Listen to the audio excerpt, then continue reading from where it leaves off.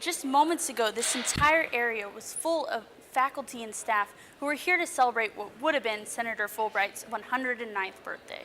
University programs booked Nasim Pedrad to perform this Saturday night in the Union Ballroom. This weekend, UAPD reported an attempted kidnapping here on the U of A campus.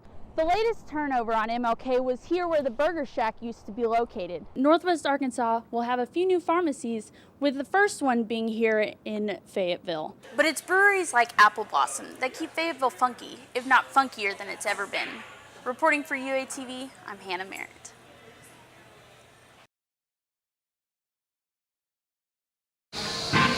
Brewing beer has not always been popular, but in the past 10 years, Fayetteville has had brewery after brewery pop up. Apple Blossom Brewing's Sammy Stevenson says owning a microbrewery is a great way to get to know the people. And it's just a great bonding and sharing experience. It's really great to be a part of that. Getting to know these guys who make beer locally on a more personal level than most people would. And yeah, they make some great beer. Since microbrewing has become so big in Fayetteville, there is an ale trail that focuses on 8 of the most popular breweries in town. Stevenson says there is a lot that goes into it. There's a lot of difficult physical work that has to happen, moving thousands of pounds of grain and moving all these hoses and working with all this equipment that I found very interesting, but it's also very intellectually stimulating in that it involves microbiology and being an electrician and a plumber, and I'm by no means any of those, but I get to learn a lot of that. Microbreweries have become so popular that 2 U of A students are making a documentary about microbrewing in Fayetteville. Senior journalism major Alyssa Becker is one of the producers. Well, we're college kids. What else is better than that? Beer and documentaries. Like, there's nothing better than that. Forbes placed Fayetteville as one of the top areas to start a business. This publicity could influence residents to buy locally. I like the culture of Fayetteville. I don't know Springdale, Rogers, and Bentonville as well, but I feel like definitely the Fayetteville community is very, very supportive of local things. But it's breweries like Apple Blossom that keep Fayetteville funky, if not funkier than it's ever been. Reporting for UATV, I'm Hannah Merritt. More frames and more. Philip Mortar, both a student and IT services employee, thinks the university provides a wide variety of software and programs. But through his work, he's found that there's always room for improvement.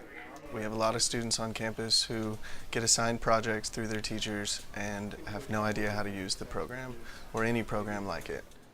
In response, WTC Consulting has been hired to conduct a technology review. This allows the school to get an outside, in-depth opinion on what improvements can be made and where.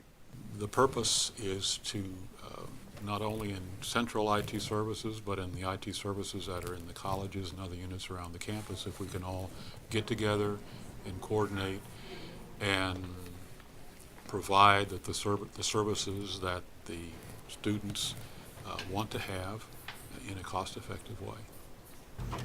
IT services, this is Andy. By meeting with faculty and staff, the firm is looking to see what technology students use most and how the staff can better assist them to improve the overall learning experience. We just ordered another 230 wireless access points for the residence halls. So we know students are accustomed to plugging things in. They are coming back in a couple weeks to discuss some more, I think with the faculty of IT services, to discuss more topics and things that we can improve on.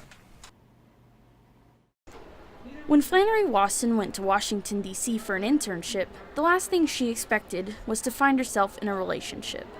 I got a scholarship to go to DC and I didn't know anyone, so me and my friend that came with me decided to go to a picnic and met Eric and all of his friends, and we pretty much hung out ever since then. With Valentine's Day creeping up, Eric had plans to fly to Fayetteville so he could be with his girlfriend. But with the winter storms blasting the East Coast, the couple was not sure he would make it. Little did they know Twitter would intervene. I've had a Twitter account for about 4 years now. I just hadn't used it in 4 years. Friends of Flannery and Eric took to Twitter, tweeting United Airlines asking for help.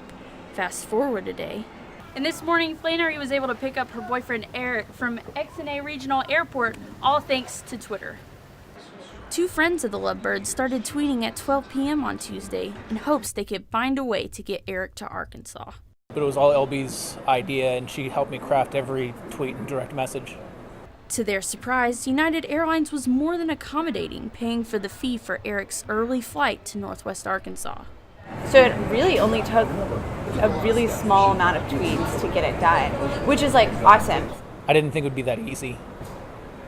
They were just like, we'll do it. Reporting for UATV, I'm Hannah Merritt.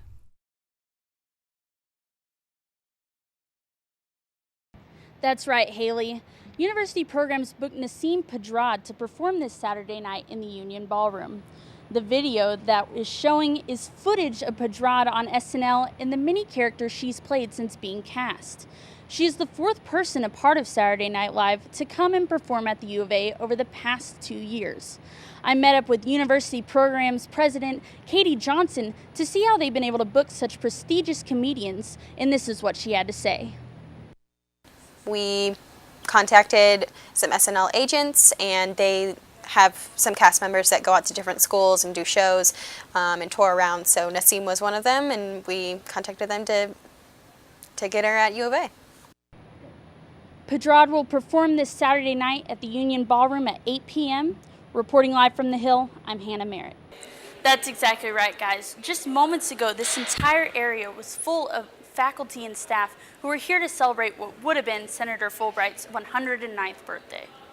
The birthday party of sorts was kicked off with a speech from Tom Healy, chairman of the Fulbright Foreign Scholarship Board, and was concluded by singing Happy Birthday to the late senator, led by the Hog Wild Band. After that, there was cake, cupcakes, and lemonade for all that attended.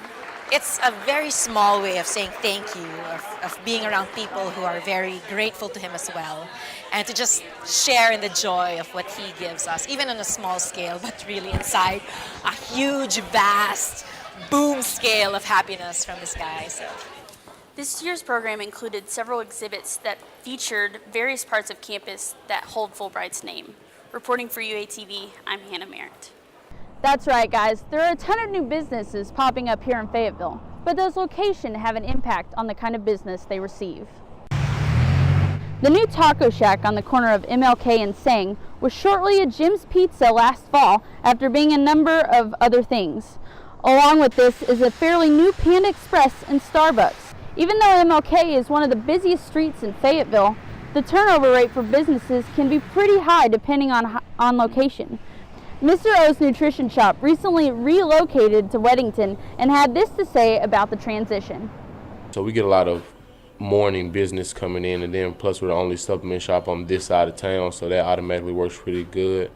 Seeing that Weddington is like the third or the fourth busiest street in Fayetteville. So the latest turnover on MLK was here where the Burger Shack used to be located.